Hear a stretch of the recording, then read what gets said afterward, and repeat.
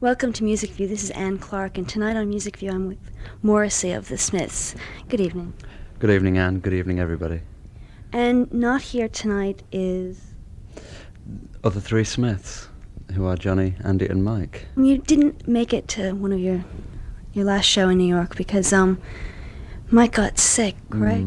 Yes, and we were asked to leave the country. It's really quite dangerous. He had a contagious disease, which was chicken pox, so we really had to leave straight away. And it was really quite serious. And also some other members contracted critical flu, so we were really on the danger list. To step back in time a bit, band was formed in Manchester. Did it start with just you and Johnny? Yes, it was just Johnny and I for quite a while, and we just wrote together. And then Johnny found the other two members and roped them in. And then we started working quite extensively and violently in January. So we're really just a year old as a present group. How did you and Johnny get together and start writing together? Heaven knows. I just opened the door one day and there he was. Exactly how he found me, I still haven't quite made it. He hasn't made it clear. He just appeared at the door one day. It sounds really fanciful, but that's exactly how it happened. And said, would you like to write and form a group? You know, it's very basic and fundamental, and that's the way it happened. But it was very strange for me because I had tried to do it for a very long time. And then during this period that he came, I had decided that I would no longer try. And then everything happened. It's very weird. You write the words and Johnny writes the music. Had you been writing music before this, or had you been doing other sorts of writing? Well, yes. For as long as I've been alive, I've been writing persistently. But I also think up vocal tunes, which are often completely different from the actual musical tune that Johnny devises. So I've always had a very musical head, if you like. But yes, I've written words for years and years. So the band started playing about last January in Manchester. When did you start to come to the attention of people in London and elsewhere? Well, it was really when we came to London and began to play here, and we've played here quite excessively since March. In March of last year, we found our record contract with Rough Trade, and we began to appear a lot in London, and everything seemed to happen as soon as we come to London. The press began to notice us, and it just all really snowballed. I've read that as far as the Manchester scene goes, there's a lot of bands there that you're just not fond of the way they're so heavily into alienation and... Yeah, there isn't a great deal of point to this attitude, and it seems as though they're really enchained in their own backyard with their own ideas, which if they believe in, it's fine for them, but it doesn't really seem to get you very far. It doesn't seem to reach people, and it's not very positive. So therefore, ultimately for me, it has no value whatsoever. You've just moved to London. Was it for reasons such as that, or just because it's more efficient? Or? Well, it's really completely business. I mean, I have to be here for 6 out of 7 days, and just travelling to and fro every day was complete lunacy because of the distance. So it's really a mental necessity above everything else. But obviously, if I have a choice, I would not live here. But I really have to be here. So the rest of the band has stayed in Manchester? Yes. Does that create any problems as far as communicating with the band? And not really. Not as far as I can see. Things really continue as they always have done. We just simply get together occasionally and work, and that's how things happen. We aren't interlocked night and day, even though we all lived in the same city. So it's not as though any rift will appear. How did you go about choosing Rough Trade, or did they sort of seek you out? Well, at the time, we had lots of company interest, and it just seemed that Rough Trade were the most human. And I liked that idea. They were down to earth, and they were very forthright. And they said, this is what we can do for you, and this is what we cannot do for you. But ultimately, we'll do our best. With the majors, it really wasn't like that. There seemed to be lots of fanciful nonsense about major record companies. So at the time, Rough Trade just seemed to suit us more than anybody else. And that's why we chose them. And your first single was Hand in Glove, and the B-side was Handsome Devil? Yeah.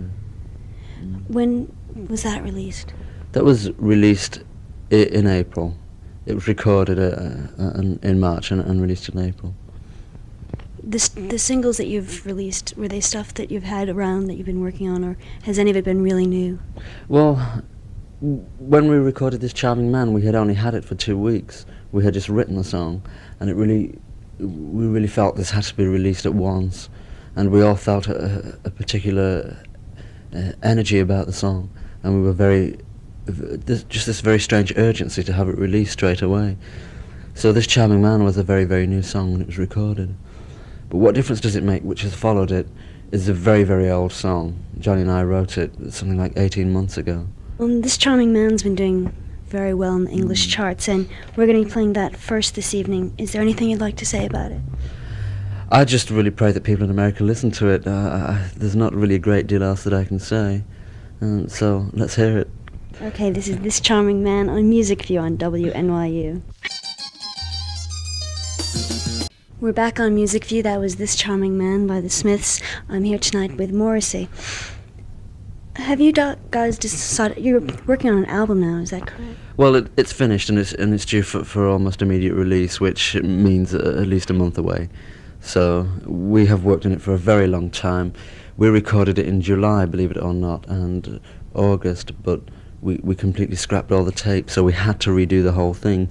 So it's been a very lengthy and very expensive process, but finally it's finished and it's ready to be released, and I really expect the highest praise. It's really monumental. Are there any tracks on it that we are already familiar with? I think so. Some, if you've seen the group live, you will be familiar with some, but there are a few that we haven't performed live, and I think that's really quite necessary because I really don't want people to get too bored or too familiar with everything. So that we know none of the singles are on it? What Difference Does It Make is on it, and a re-recording of Hand in Glove is on it, but This Charming Man is not. So we'll just hurl it out and see what happens. In America, it's going to be released on Sire. Mm. Did you work out a good understanding with them? Or is this more just working mostly with Rough Trade here, and that's just a distribution deal? What, Sire? Sire. Is that perhaps mainly, yes. I mean, it sounds a bit brutal to say that it's just a distribution deal, but I suppose really at the end of the day, that's exactly what it amounts to. But they seem quite fairly agreeable, the people at Sire, and we haven't had enormous contact, but everything seems quite suitable, and the money they offer is quite high, even though we're in such extreme debt that most of it is already gone. But it seems quite agreeable on most levels, so I'm quite pleased. It will be released in America on February the 28th. Are you worried you've gotten such an amazing amount of press, and often with the British press that often leads to a backlash? It almost always does, but there's not really a great deal that I can do about this. I'm sure it will happen, and there are almost whispering signs of it somewhere, but it's not something I worry a great deal about, because it's a pleasurable dilemma in the first place to be in the situation where you are receiving a great deal of press.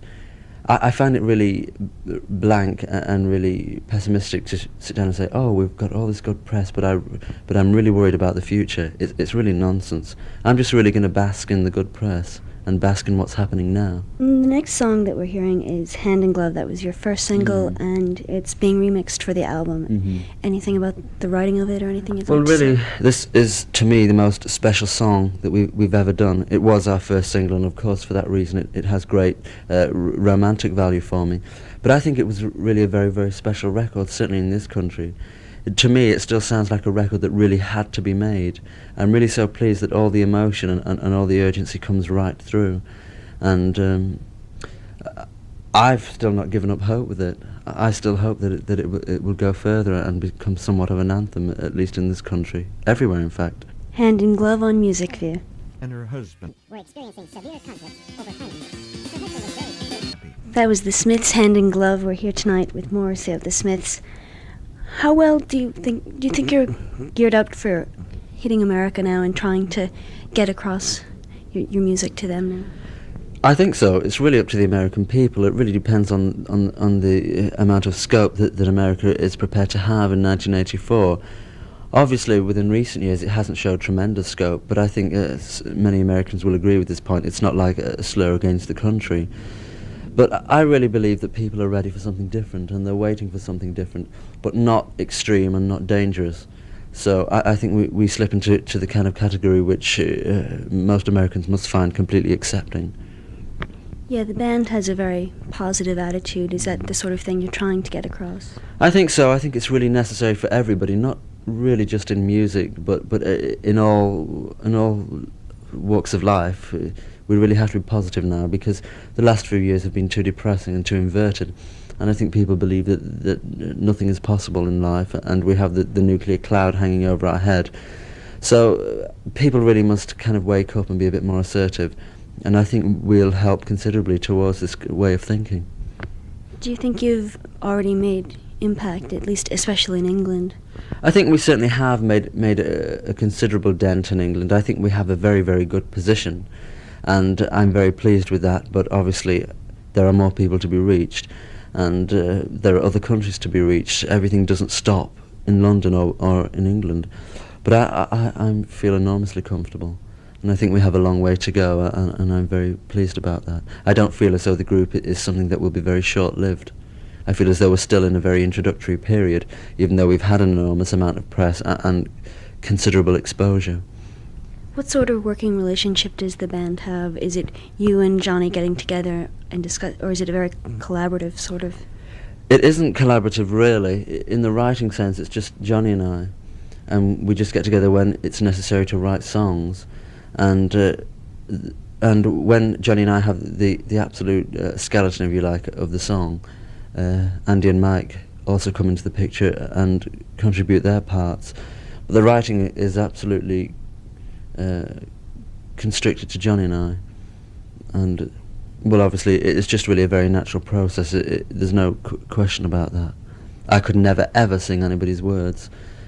Anybody else's words, and Johnny could never play anybody else's music. And also in things I've read, it's talked a great deal about your lifestyle, no drinking, etc., very clean life. Boring life, very boring life. Do you think that's just something that's your own business, or do you think it is very important to what you're writing and what you're trying to do? Well, I think it's both. It really is my business, but I think it's necessary to make one's business public sometimes, if I think it can have a very positive influence on people.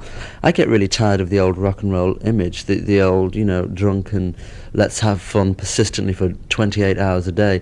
I find this really boring, the whole rock and roll star trip. And I think by saying some of the things that I've said about the way that I live, it's really quite a different voice, and it's an unusual voice within this whole sphere, because nobody can associate being in a group like the Smiths with having such a austere life, if you like, and being so regimented about what one does. So, but I think this is really quite common with people, and yet it's just really certain things about one's personal life that you are not supposed to say. You can't tell people that you don't drink, because it's quite immature and naive. It sounds that way, but I say it because I really believe in it, and I'm not ashamed of the fact that I don't smoke and that I have no interest whatsoever in drugs. Your brand new single is "What Difference Does It Make?"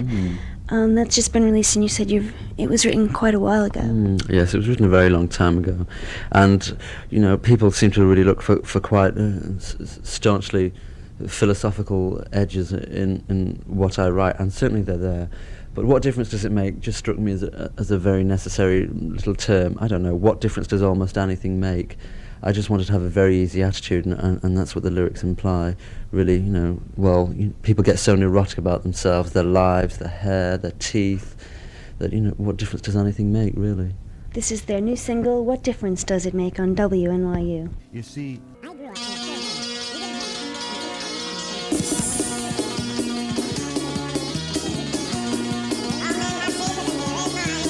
What Difference Does It Make? The brand new single from the Smiths.